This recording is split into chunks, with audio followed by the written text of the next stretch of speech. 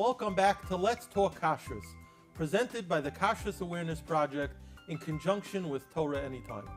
Today I am privileged to be joined by Rabbi Yaakov Teichman, Rabbinical Coordinator with OK Kosher. How are you, Rabbi Teichman? Baruch Hashem, very good. So tell us, first of all, what do you do at OK Kosher? So I'm a rabbinical coordinator, which means I'm responsible for different companies to make sure that the kashrus is being done as it should be. Mostly I deal with restaurants, and I also deal a lot with Tehillim. Okay. Now, what I want to talk to you about today is not necessarily related to Tehillim, but somewhat related to restaurants, and that is something that's very prevalent when people order food with Uber Eats or some other, I know there are different other services that you could order food and you get them delivered. And one of the halachic questions that we're often asked is about what concerns there are, kashrus-wise, with using such a service. Do we have to worry about the fact that the package might have been tampered with?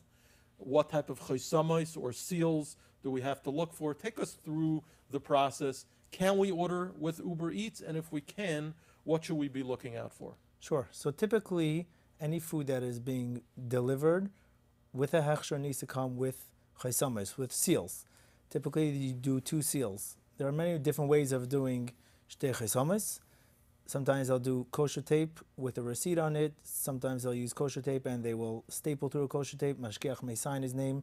There are many different ways that you could get through to get to chosamos. But I think I want to take you back with a little history just to understand what we're looking to do so as a consumer, that you could understand what you're looking to get.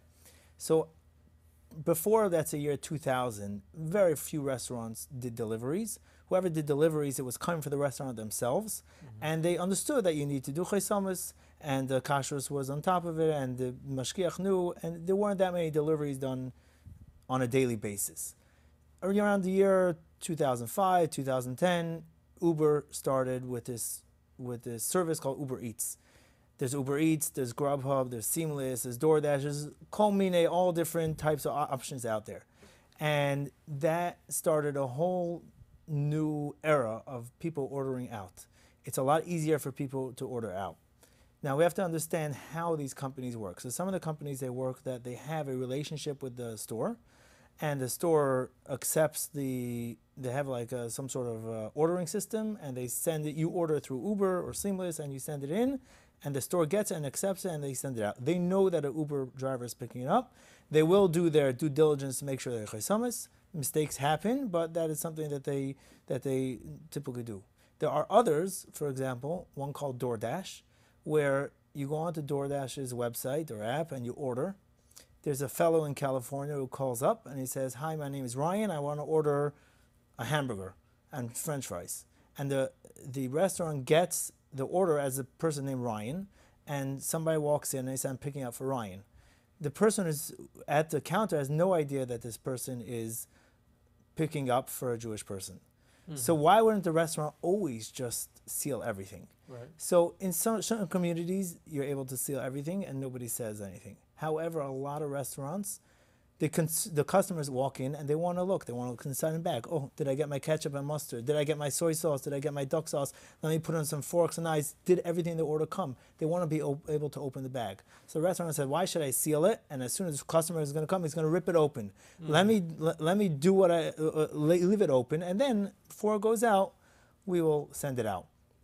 So yes, you do need to look carefully at all the packages that you get to make sure that it has 2 chosamos. So just to clarify, that's one way of ordering, is where the service actually, it's a novelty to me, a revelation. Yes. I never knew that they actually have someone calling into the store on your behalf. Correct. But some of the other services it's actually like electronically. Because electronically exactly. it passes it on to the store and then they process it. Exactly. And the difference between the two is just that the store may think that this Ryan guy is actually making the order. That's right. And many years ago, people used to maybe send, if they had help in the house and they wanted to send, like they couldn't get out and they sent somebody who had working for them who was non-Jewish to pick it up, they would say, "Please make sure it's sealed." But now when you're sending somebody else and you have no relationship with them, you can't make sure to tell them it's sealed. So if the restaurant always seals it, so you're good. But not every restaurant always seals it for this reason that I mentioned, because a lot of customers want to be able to check their order before they walk out. Interesting. Now, the stores don't think about the fact that, okay, I got an order through one of these services to automatically seal all of those as opposed to, let's say, a phone order? They definitely do think like that, but since it's not foolproof, they can't always remember. So if you across the board always do it, yes, people won't make a mistake. Let's say restaurants that are under your supervision, how do you handle this particular issue? So they know that anything time that's Uber Eats seamless, they have to seal it. They put kosher tape around. Mashgiach, a lot of places he signs his name. They'll put a receipt on. They will staple it. But sometimes also a problem like you put a receipt. So a receipt could be considered as a shtuk chesam. When you're dealing with two chesamis, you don't need two stark chesamis. Two together, it makes it very stark, even if one of them is not 100% as in itself. Sometimes you need only one chesam. So in the place where you need two chesamis, the second one could be a little bit less, so a receipt usually is enough. But sometimes because the relationship between Uber and the restaurant doesn't want Uber to know how much they're charging or the customer to realize like the discrepancy, because obviously Uber is taking a cut, right, or seamless or whatever it is. So they may rip off half the receipt, and then you don't really have the chesem to see, oh, this is what I got from this and this place. So I was actually presented with a question by a group of Bachrim. They ordered to their yeshiva from a restaurant, and when the package came, maybe because when it was in the car, maybe you moved around, they didn't know. But by the time they got the bag from the delivery guy, it was open. And their question was, and it was a very legitimate question, I was impressed that they asked, they wanted to know, is there an issue with eating the food? How would you advise in such a scenario? In such a scenario, the first thing I said, you cannot eat the food yet. You possibly could call a mashgiach at the restaurant. You could take a picture of the food and send it to him, ask him if he recognizes the food, because in halacha it says that if you have tvias ayin, then you'll be able to eat the food. So you'd be able to tell if the bag was tampered or something. So even if the bag is tampered, but if you could tell that all the food inside came from his restaurant, you would be able to eat it. Any final tips for anyone with regard to ordering? Yes, so I have a story that I think is kedai to say over. With one of these services, they made a phone call and they sent it to the restaurant. The guy came to pick it up. Now this restaurant is very, very, very makpid to seal everything.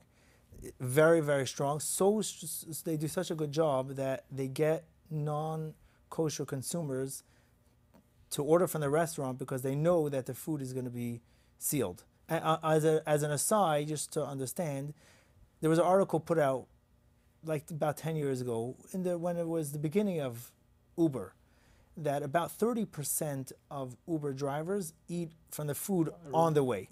So they're noshing on the French fries on the way. It's actually funny because I remember seeing that report. Yeah, and it's true. And I have people tell me recently that they saw on their cameras, in the front of the house when they got an Uber delivery, that the guy was eating on his way up the walkway. Wow. So these things definitely happen. So you're saying there's value even for a non-kosher consumer, right? For sure. Be able to rely so on this them. Restaurant, they do a very good job sealing everything up. And the way they send out all their food, it comes in a brown bag, like a lunch bag, and then they put a plastic bag around it, and then they seal it. They got a call from the consumer. We received an order, thank you very much. I just want to let you know that we got a little pamphlet from a Bible in between the plastic and the brown bag. So I said, like, what is this? And they said it wasn't a bencher, but probably a missionary type of a pamphlet. So the restaurant got very nervous because you don't want anyone putting anything in your product. So even though it was between the plastic and the brown bag, so they sent an email to whichever one of these services it was, and please let us know, if you need any more details or whatever resolution. And within a day, they had fired that person, that he could no longer work for that service. But these things happen, and there's a reason why we're sealing it up. So yes, that wasn't about food. But if you don't seal things up, the person could add, maybe I'll take some food. The chashash that we're always talking about mostly is chashash hachlafa, switching. Right. The guy's hungry, he's driving to you, he's going to eat some French fries, and he's got to replace with other French fries. From McDonald's or wherever. Right. From anywhere. Right. So, But that's interesting. So if you do see your package tampered or somehow somehow ruined, there is recourse to go back to the service Correct. and report it. That's just something. That's correct. Agav, something That's correct. And interesting. any restaurant, any kosher restaurant will, if you call them up and say it didn't come sealed, they will replace your whole order. Oh, that's good to know as well. I mean, it should never happen to you, but Right. Well, thank you. Thank you for the insight. Fascinating topic. And Mitzvah Hashem, people should not have any such problems, but if they do, at least they have some guidelines to work with. yes. So thank you, Rabbi Teichman. Thank you for having me.